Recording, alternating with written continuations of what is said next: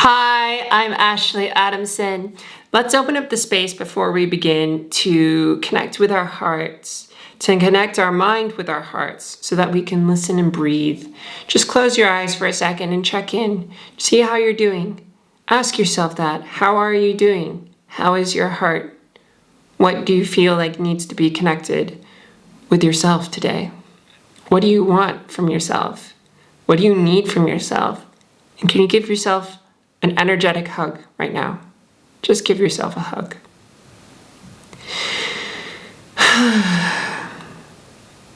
Hi.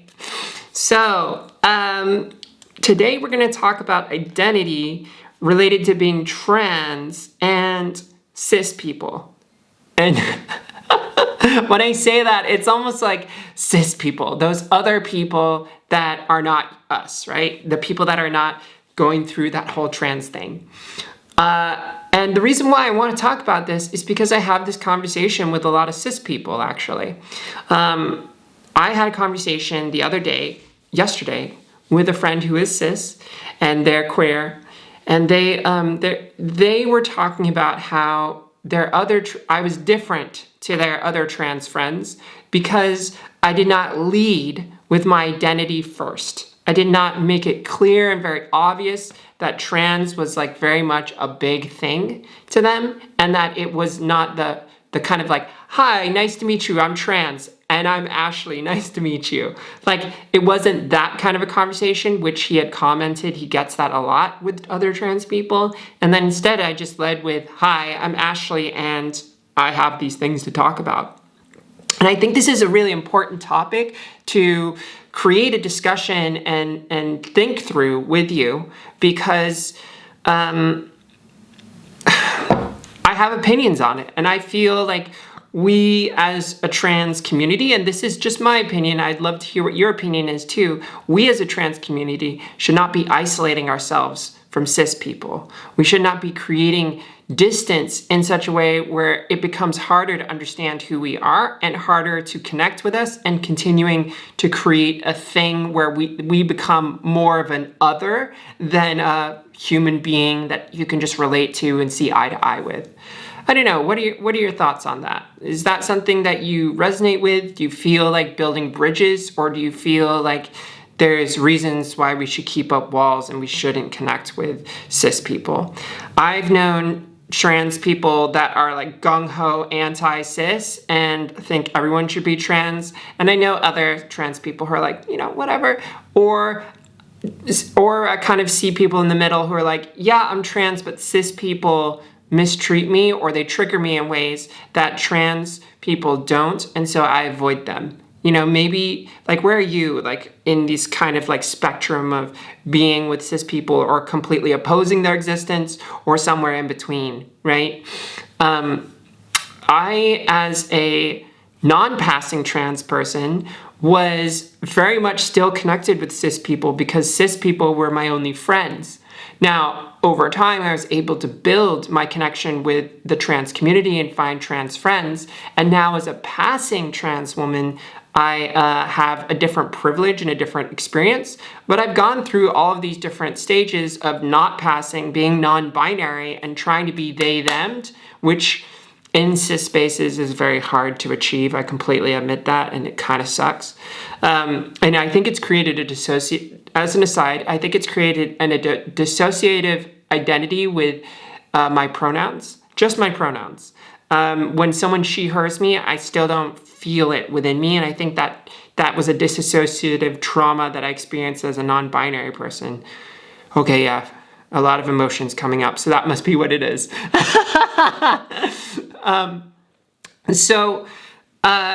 Let's talk about this, because I think this is important. Do you lead with your identity first? Do you say, I am trans, and you need to know this within the beginning of a conversation of meeting someone that isn't necessarily trans? I find that by labeling myself in such a way, it creates a limitation on the interaction. And also, I feel like it kind of makes this me first thing where you say, my identity is the most important thing that you need to know about me, and everything else is secondary, which is not exactly what you're saying, but if you mention it first or lead with that, it becomes that. And I noticed this in the trans community, regardless of how they interact with cis people, where the trans identity becomes the only thing that is the person. The person becomes the trans identity. And they take on, have you seen people like this? They take on other facets of trans activities, trans identified activities that they recalibrate and then identify with. I've seen this especially in the online world where you have like trans gamers and the memes that they're all a part of and the Reddit threads or the Discord channels. By the way, join the Discord down below. Join me. We are trans identified people and non-trans identified people, but we're not all gamer girls. I do like to play games though. But I've made a lot of trans friends that don't have a lot of substance, is what I'm saying.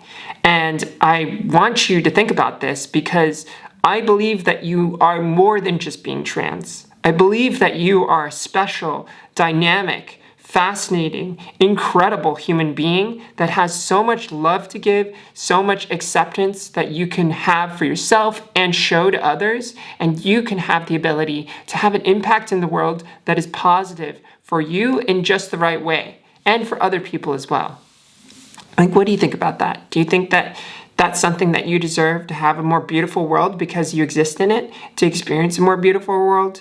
I know sometimes it may not feel that way, and it's a little hard, especially if you're in a place right now that's vulnerable or just not feeling up to what you want it to be, but you can work through it. And sometimes it takes time, and sometimes it really just takes patience. I've been there in many shapes and forms, and I've been in some pretty dark places and some pretty hard places as well. The reason why I'm talking, the reason why I'm here is because of those experiences, because they've shaped me in ways where I've said, you know what? I'm not taking this nightmare. I'm moving forward and I'm going through that. And I'm gonna push on, and it's really fucking hard, but I can do it. And I believe you can too. That's not to kind of push on this thing of you need to change your situation, you need to be hyper growth mindset mentality. No. That's not me. But I believe in you. And that's why I'm doing this, because I believe in you and I believe in everyone out there in the world can make this world better just by connecting and speaking your mind in a way that is open-minded and flexible and non-violent. So when it comes to, that's an aside, isn't it? When it comes to being trans, I think there's more to you than just, I'm trans and I'm a trans gamer girl, or I'm a trans meme girl, or I'm a trans cat girl. I identified as a trans cat girl for a bit. I still identify as a kitten in bed, at least. Oh gosh, it was spicy. Haven't had sex in a while, so I'm just thinking about it. Yeah, like, you know, you have more to you than that. I dated a trans girl who, like, freaking loved plants, and she would just take care of all the plants, and that's a big part of who she is, and that was not her own trans identity. But I also have a trans friend that literally wears, you know, the headset and has the gaming chair and just has, like, the purple trans flag color lighting and plays just video games all the time, hangs out on Discord, is in all of the trans meme groups where they're sending all these trans anime memes back and forth. You know the type. I kind of sit on the edge of that. I do like anime memes. But I mean, like, is that it? Is that all there is to you as a person? Is your trans identity? Is this I'm trans, and all I can talk about is being trans? I know that it's probably really front and center for most trans people that are transitioning, because it's all you think about, right? Like, I still think about it. I mean, I'm making these videos about it, right? Like, I'm thinking about it all the time. I'm thinking about things like, am I feminine presenting enough to communicate what I want? Am I feminine in the way that I feel authentic and comfortable in how I want to be? And like today, for example, I was like, how's my gait doing? Is my gait, like, as I'm walking, that's what your gait is? Am I walking in a way that's like the feminine presentation that I want? And I hear from people like, oh, you know, like, you completely pass and what have you. But like, this kind of looping back on this initial conversation that we were having earlier, it's this thing of Do you past yourself? Have you done the internal work with yourself to embrace who you are in a way that it feels authentic? I feel like I see people who are trans that don't do the internal work so much as take the surface stuff, like, a trans woman who just goes and buys the makeup, buys the dress, buys the look, subscribes to the ideology, and says, that's it, I'm done. Like, I'm a woman, and you have to treat and respect and see me as a woman, but I'm also not going to do the internal work necessarily to really process myself. Now, that is sort of a loaded statement, so I need to unpackage this a little bit to say that you can be whatever kind of trans you want. And if you don't want to do the internal work, that's totally fine. You can just wear the clothes, wear the outfit, do the look, but not actually change how you are internally. I have trans friends like that too. But I feel like you're missing an opportunity if that's something that you don't do. If you don't do the internal work to be a woman inside and you just try to be a woman outside, you're not going to fully reap the benefits of the magic in your transition.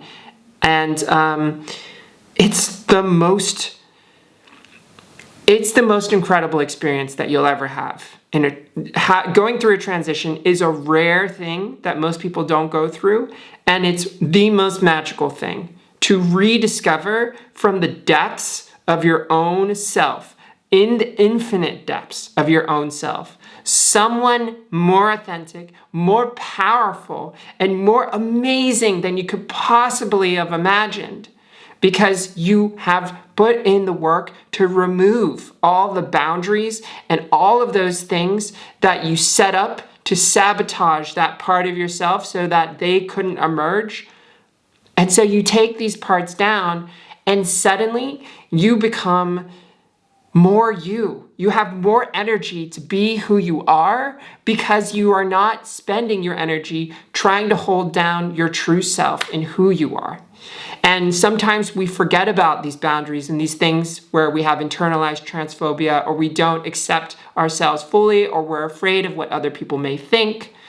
Take those things down. Find those things within you. Like, where are those? Where is your inner transphobia? Where are the things within you that are doubting your ability to be who you are authentically? Where are those things that are scared of being authentically you, at least inside, right? Where are those things that come up? Have you had those experiences where you felt like you've emerged and then suddenly you shut yourself down, right? That feeling.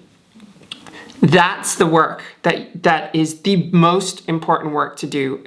And that's why I wrote this book, to dive deeper into that and to help you through that, which you can download down below.